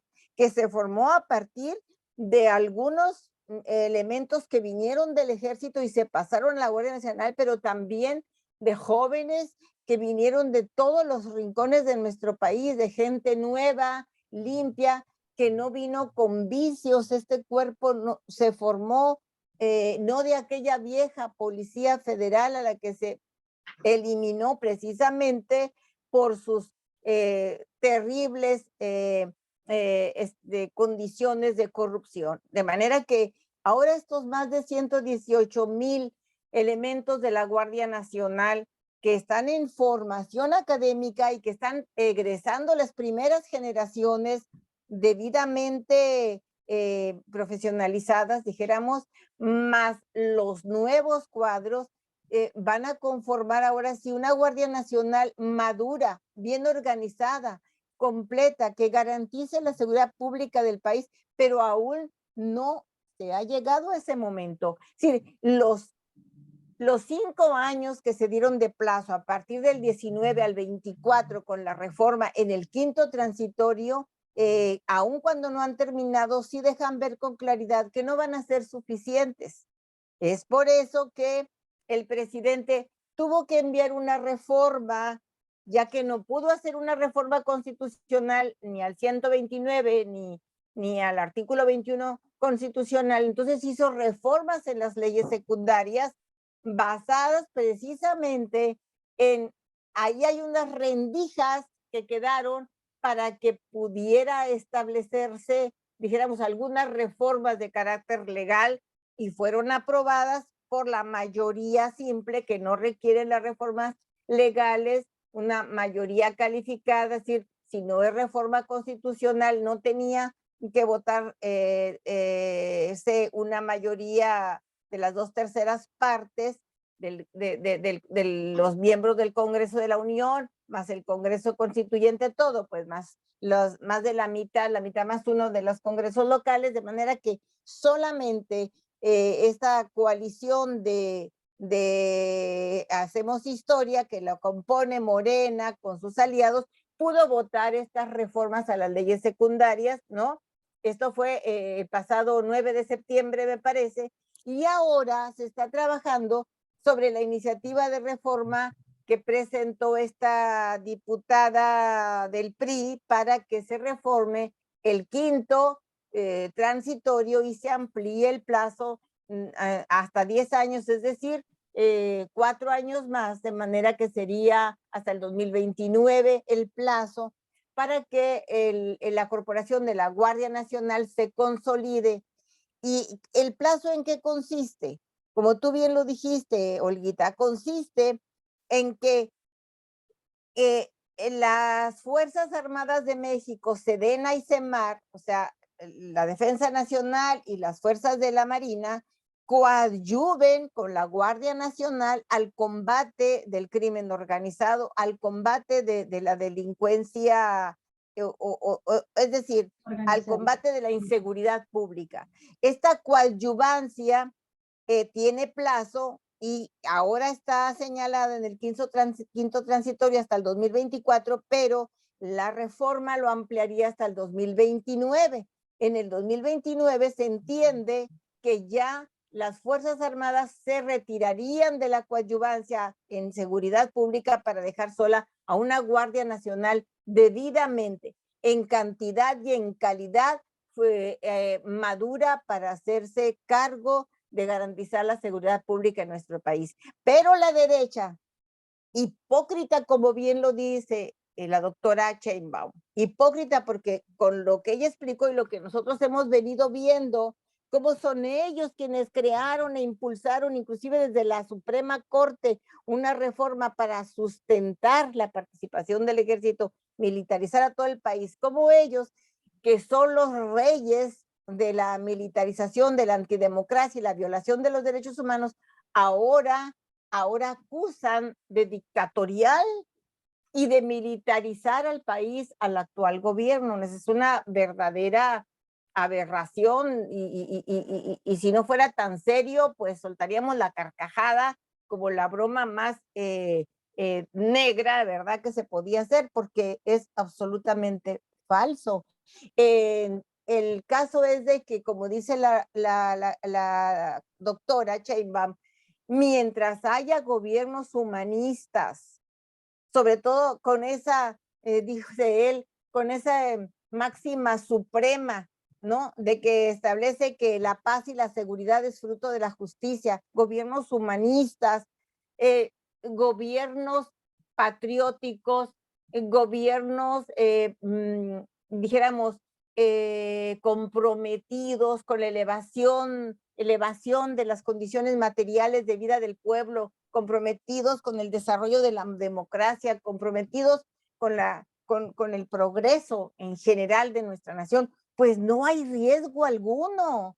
No hay riesgo alguno de que hasta el 2029 esta coadyuvancia de las Fuerzas Armadas vayan a provocarle un daño de violación de derechos humanos, para decirlo en dos palabras, a nuestro país. Y podríamos seguir abundando en este tema, pero me parece que el mensaje de la doctora Sheinbaum, se me escapan muchos otros elementos que ella manejó, pero en general dice la médula, toca la médula y establece lo fundamental de este supuesto problema de militarización que dice la derecha existe actualmente en nuestro país. Me extendí, discúlpenme, amigos míos. No, estuvo muy, muy bien, y creo que se complementó toda tu intervención con lo que ha dicho la doctora Claudia Sheinbaum.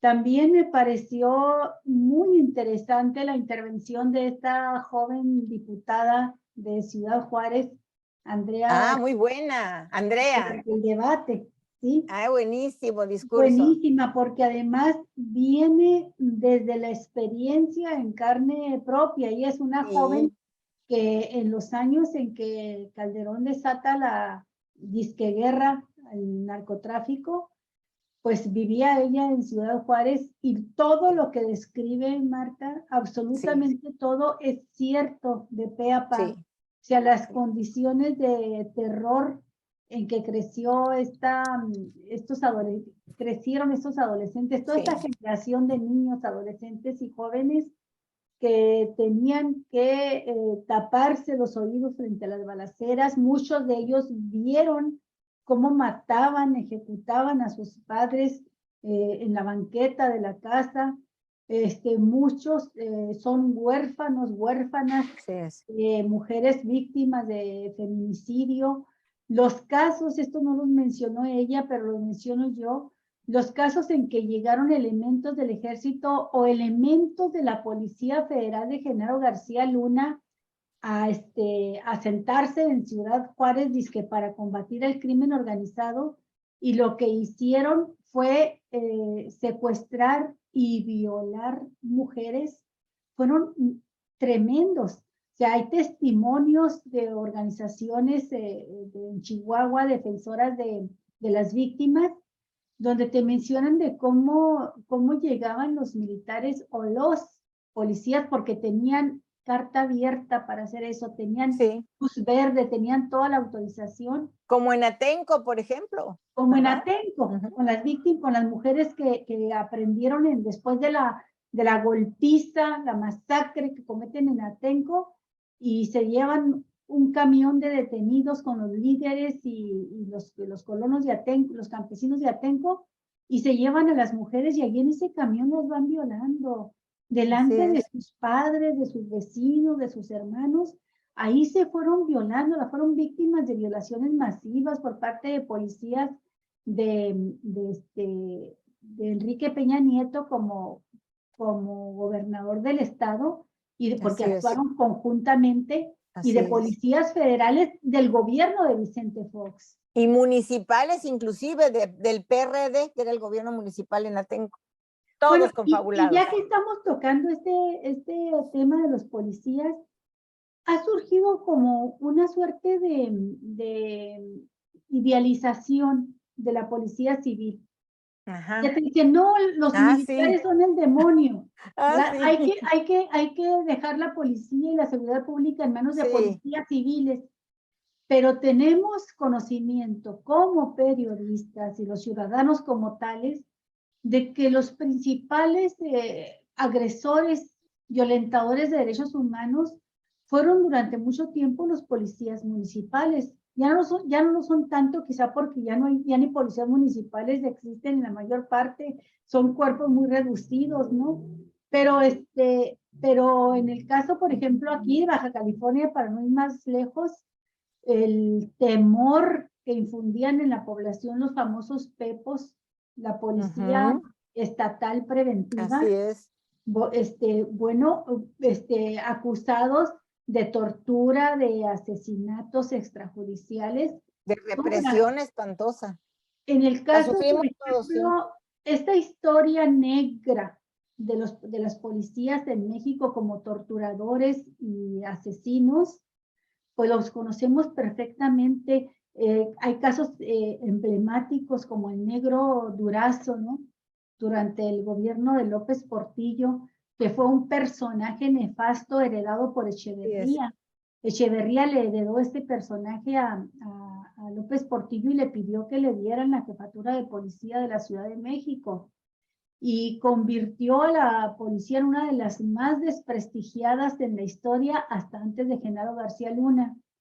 Y es conocida la historia, toda la leyenda del Negro Durazo como torturador, asesino, corrupto y corruptor, ¿verdad? Desde la policía que él creó en la Ciudad de México, se cometían secuestros, asesinatos y violaciones de mujeres. No necesitaron uniforme de soldados, ¿no? Así es, o sea, vamos a decir que fueron como los maestros de García Luna. Quizá García Luna era un chamaquito en aquel tiempo que vio que pues que llegando a policía se podía gozar de impunidad y amasar grandes fortunas como la amasó el Negro Durazo. El Negro Durazo ni siquiera hizo una carrera militar y le dieron el grado de general de división para que veas hasta dónde ofendían la institución militar. ¿Qué habrán pensado los generales de carrera, ¿verdad?, del ejército, de ver cómo López Portillo le daba el título de general de división a alguien que ni siquiera era militar, vaya. Aquí te quisiera decir algo, les quisiera decir algo, nomás como uno de los más recientes casos de la policía, de esos famosos PEPOS y de las policías estatales, pues, cómo nos sacaron a los maestros cuando en el 2007 la lucha contra la nueva ley del ISSSTE, a la medianoche que estábamos en guardia de nuestro edificio sindical, que estábamos afuera porque con notario público cerramos todas las oficinas, las cubrimos de cinta para que quedara claro que no íbamos a entrar a hacer uso de nada. Estábamos en el patio en guardias permanentes de día y de noche, nada más que toma del inmueble como una protesta porque los dirigentes sindicales charros y manipulados por su patrona, la señora Albester Gordillo, estaba plegada pues a la reforma que Calderón nos había impuesto de quitarnos todos los derechos de seguridad social con la nueva ley del ISSSTE. Nosotros estábamos allí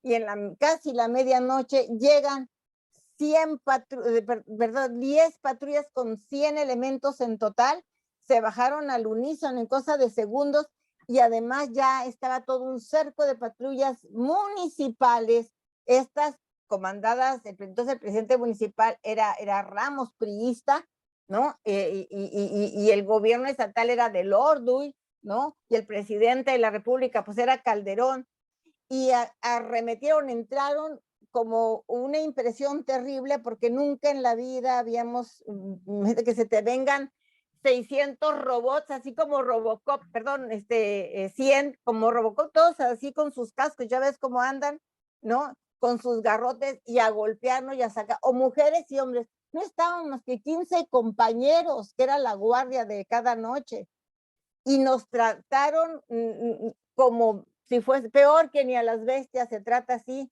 y venían hombres y mujeres, alcanzábamos a ver que algunas eran mujeres, además de por su uniforme, que era difícil, alcanzamos a distinguir algunas que eran mujeres, y cómo nos agarraron así, en vilo, ¿no? Con toda la brutalidad y nos sacaron del cerco y se robaron todas nuestras pertenencias que estaban ahí, libros y todo cuanto había. Y luego hicimos una manifestación a lo largo de la línea internacional y cerrábamos de manera intermitente por unos minutos la línea para hacer mítines, como se dice, mítines relámpago.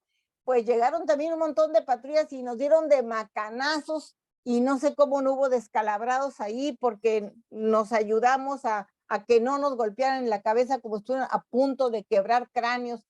Esa brutalidad que fue una de las cosas que por fortuna se televisó y como que eso sí sensibilizó a la gente.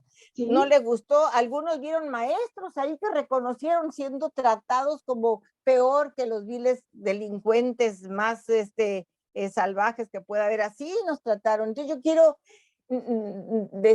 recordar esto, traer esto a la memoria, porque se habla mucho de la brutalidad del ejército, que yo no la niego, ¿no? Pero no se dice nada, como tú dices, de los policías, y ahora sí resulta que las policías son unas blancas palomas, ¿no? Muy profesionales, ¿no? Y disculpe usted, pero le voy a poner las... ¿cómo se llaman? Perdón, se me fue la palabra. Sí, porque queda usted arrestado, tiene usted la bondad de subir a la patrulla, como si fueran así las gentes más corteses, ¿no? De la seguridad pública del país, ¿no? No, no es así, porque la derecha se encarga de pintar otro mundo cuando le conviene, ¿no?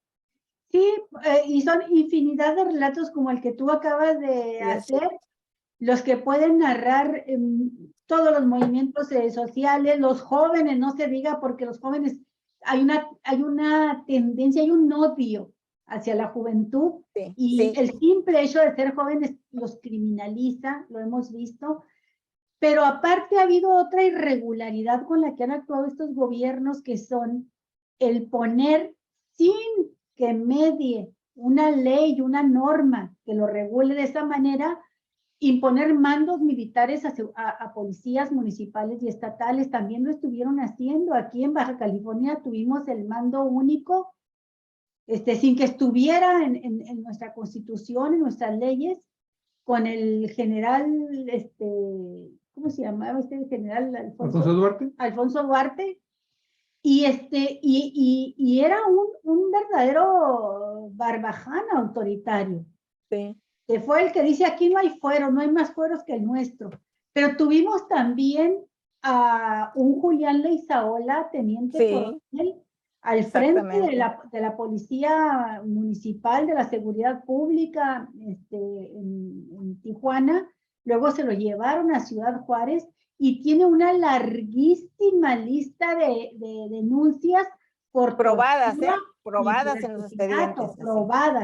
Probadísimas, ¿no?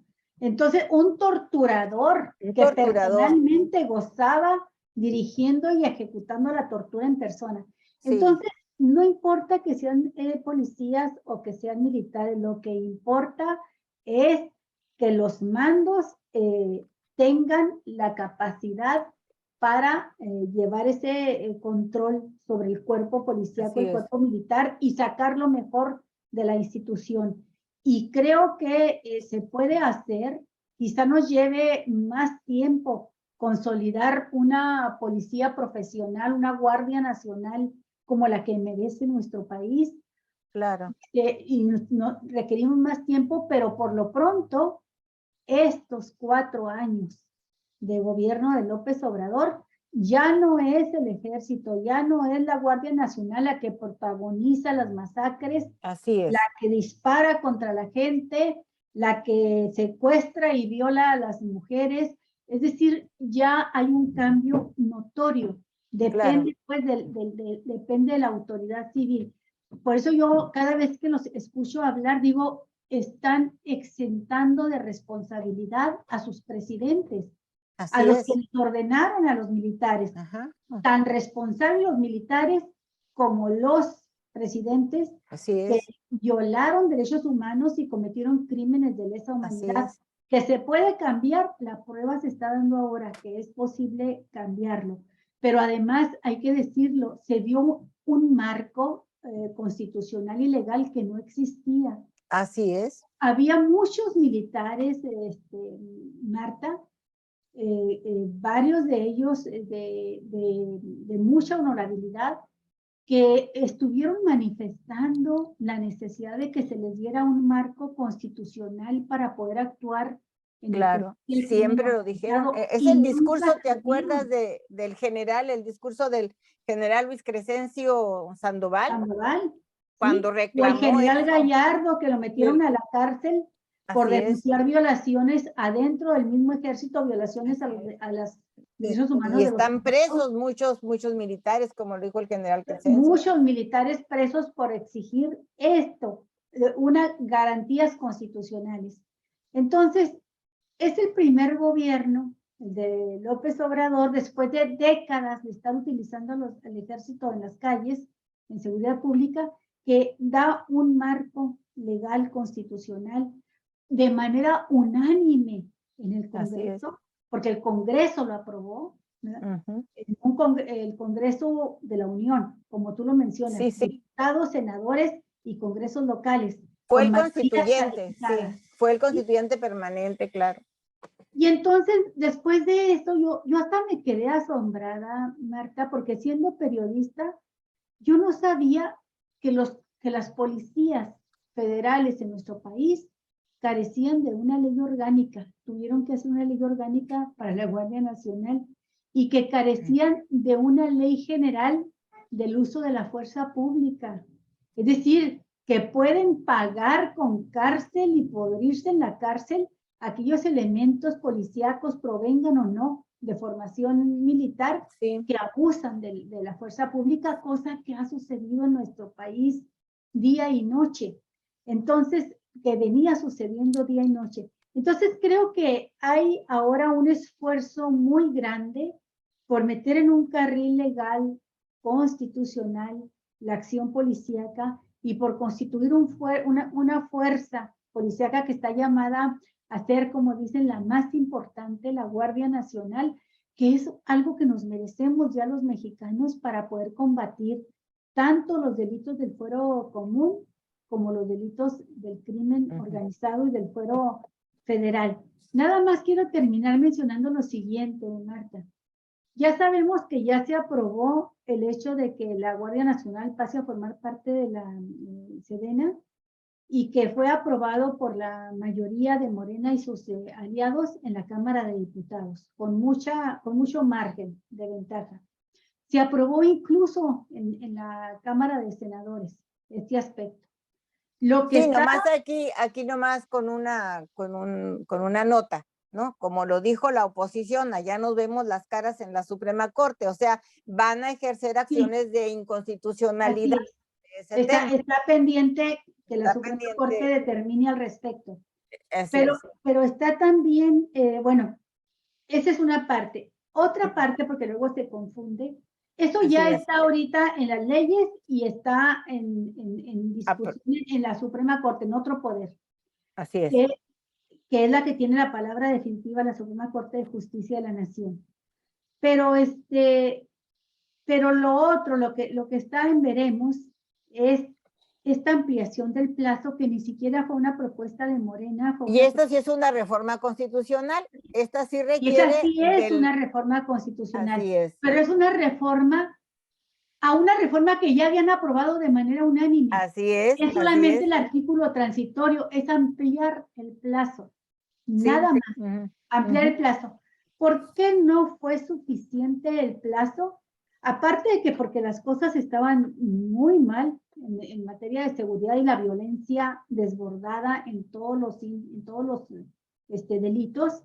Aparte de esto, porque se nos atravesó al mundo, no nomás a México. La pandemia. El problema de la pandemia. Pero no lo quieren entender, no quieren, no les da su gana.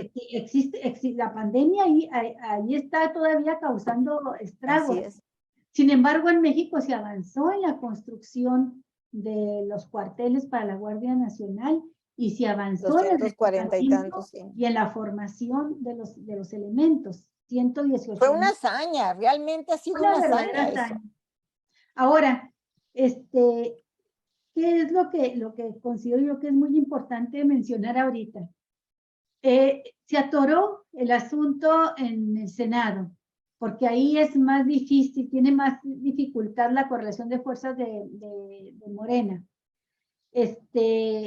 La Cámara de Diputados sí aprobó ya, ¿verdad?, la ampliación del plazo para que la Guardia Nacional esté bajo mando de la Sedena.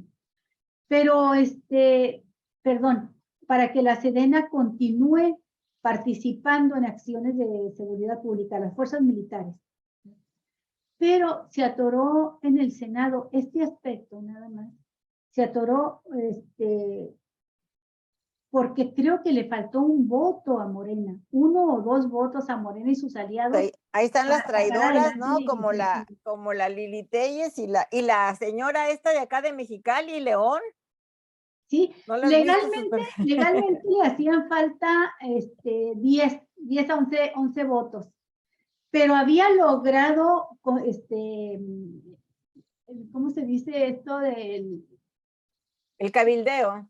El cabildeo, exactamente, gracias Marta. El cabildeo lo había alcanzado ya al punto en que les faltaba un voto. Un voto. Y dice el presidente López Obrador, dijo ayer, que a él le estuvieron informando cómo iban las cosas en el Senado hace 3-4 días.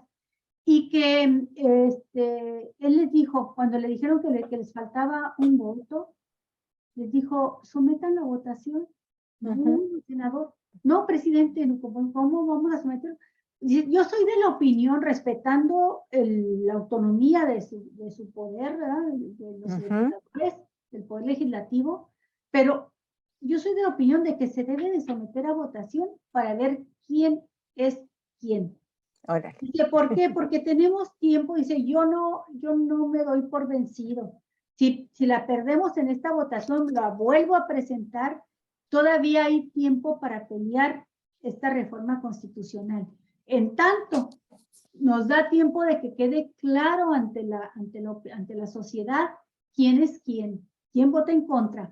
Porque resulta, como bien lo ha dicho la doctora Sheinbaum y lo han dicho otros diputados y senadores de Morena, que los gobernantes del PAN y los del PRI suplican el apoyo de la Guardia Nacional y del Ejército ante los graves problemas de violencia que viven en sus estados. Entonces hay mucha hipocresía en eso. Sí, pues fíjate, Olguita, Monreal que se abstuvo en la reforma legal que ya se hizo, como tú dices, la que está ahí ya siendo impugnada por la derecha. Por 71 votos contra 51 salió. El Monreal, Ricardo Monreal, senador por Morena, se abstuvo de votar. Y su hermano, sin embargo, su hermano David Monreal, gobernador del estado de Zacatecas, pidiendo la Guardia Nacional, aclamándola, por ejemplo. Por ejemplo, y ambos del mismo partido. Bueno, pues a lo que voy es a lo siguiente. Y de la misma familia Monreal dice que ahora sí vota a favor porque ahora sí se trata de una reforma constitucional y que estuvo cabildeando por ella. Sin embargo, no atendió la propuesta, la petición del presidente de que se sometiera a votación, y lo que sometió a votación fue la decisión de enviarlo de nuevo a comisiones, ¿no? Enviarle el dictamen de nuevo a comisiones. Y se queda en un suspenso donde en las declaraciones de ayer de Ricardo Monreal dice, antes del 5 de octubre lo aprobamos. Dice, porque vamos a conseguir esos votos de los aliados y de las otras fuerzas parlamentarias. O sea, afán protagónico, ¿no? De pasar como el héroe de la película, ¿no? Sí, pero bueno, a mí me llama la atención que López Obrador diga, yo pedí para que quedara claro quién era quién. Y ahora también me llama la atención algo que propuso hoy Marta. Dice, independientemente de la votación que haga el Senado, y con lo cual ya pasaría la reforma constitucional, pero como todavía está otros aspectos en debate en la Suprema Corte, y esta misma reforma constitucional quizá pudieran crear una acción de inconstitucionalidad ante la Suprema Corte, dice, no, él no dice todo esto, pero sí plantea lo siguiente. Dice, yo soy de la opinión, dice, de que hay tiempo suficiente para que todo este año se discuta en una discusión abierta con especialistas, con ciudadanos, con todo el mundo, si se quiere o no que permanezcan con los gobernadores, si se quiere o no que permanezca las Fuerzas Qué Armadas. interesante, ¿no? Qué Dice, interesante. pero que se discuta todo este año y el año próximo vámonos a una consulta popular. Eso es lo que yo siempre he estado pensando. Fíjate qué interesante. Así Pues es. yo creo que con esto nos quedamos porque Sí. esto de la consulta popular va a levantar polvadera también. Y la consulta popular, tú sabes que la soberanía de un país como Soberanía nuestro, popular, una república como la nuestra, radica en el pueblo. Que los legisladores son representantes populares, que el pueblo les ha delegado la soberanía, pero que en un momento dado el pueblo, como lo establece nuestra Constitución, puede ejercer directamente su soberanía y que ésta está por encima de todos los poderes. Y que si el pueblo, conforme a lo que marca la Constitución, participa masivamente en una consulta popular, su decisión, cualquiera que ésta sea, es la que tiene que aplicar. Prevalecer, claro. Yo no creo que tengan éxito los conservadores, la derecha, porque es la segunda reforma que rechazan de tan evidente, dijéramos, beneficio para la población. La reforma eléctrica, ¿no? Al pueblo le quedó clarísimo, ¿no? Que votar en contra de esa reforma era un voto antipopular, ¿no? Era un voto. Se lo demostraron en las urnas. Perdieron las bien gubernaturas que tenían y no lograron quitarle la mayoría a Morena en el poder legislativo.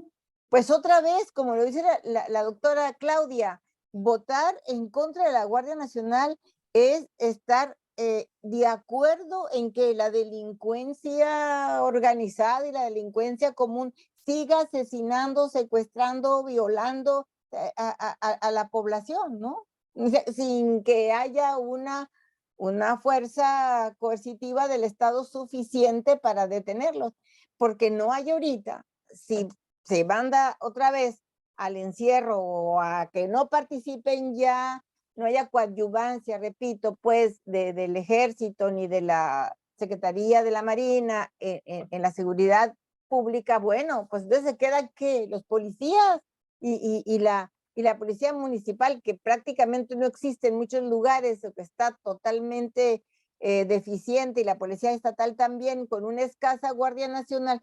¿Qué va a pasar con el país? Eso no les importa a ellos, ni siquiera en un caso así, pues, de urgencia y de extrema necesidad, ni siquiera así. Ellos quieren exactamente como dijo el presidente, el PRIAN y arrimado ahí que ya ni representa a nadie, si acaso se representa él solo, ese tipo de Jesús Zambrano, ese disque PRD moribundo, que dicen que se está militarizando el país. Lo que quieren, dice el presidente, es que haya muchos muertos, que haya muchos secuestros, que haya mucha violencia en el país. Eso es lo que quieren, con tal de ver fracasar y que caiga el gobierno del presidente López Obrador. Esos son sus intereses. Y sin embargo, a deseos, pesar de todas las dificultades y a pesar de que aún no se constituye, no se consolida la Guardia Nacional, pues ya se logró disminuir en 10.6% los homicidios dolosos, que es el crimen de más alto impacto. Aunque el monigote que Calderón aumentó a casi el 200%, sí, ¿no? Aunque manden a señor Ramos, ¿cómo se llama? Que vino ayer a Jorge Ramos. mañanera, para confrontar al presidente y decirle terco y aferrado ahí en los números que él traía, sí, pero no pueden. Es como cuando les dices, bueno, ¿y qué me dices de Genaro García Luna allá preso en Estados Unidos? ¿Y qué me dices de Tomás Herón allá prófugo en Israel y que no los quieren, que no quiere De venir? Murillo Karam. De Murillo Karam y del otro que ya está preso. Es que, no, cuando se menciona a ellos, sea en la tribuna, donde sea, calladitos, nadie dice nada, ¿no? No saben de qué se está No hablando. pueden. Martita, pues mira qué interesante, se nos fue el programa por mucho tiempo, pero es que había muchos datos y muy interesante Sí. la conversación contigo. Y No, nos pues, queda pendiente darle seguimiento a este tema y hablar más adelante, si te parece también, de los resultados de la aplicación de la estrategia de seguridad pública del gobierno de López Obrador. por supuesto, sí, eso merita que le demos seguimiento. Pues muchísimas gracias. Despedimos así el programa con ese compromiso, Marta. Seguro que sí, claro. Javier, gracias. Al contrario, gracias a ti, Marta. Cuídate mucho. Ustedes también. Hasta Un pronto, abrazo amigos. hasta Un Mexicali. abrazo. Y un abrazo a todas las personas que estuvieron dando seguimiento a este programa. Les pedimos que lo compartan. Saludos a todos. Que lo compartan y que se informen y participen también en este debate que nos interesa a todos, porque es por algo fundamental: la seguridad pública, la integridad física, nuestras vidas, ¿verdad? Lo personal, la familia y en nuestras comunidades. Muchas gracias por haber participado, Martita. Igualmente, muchas gracias a ustedes. Hasta luego, amigos. Cuídense mucho.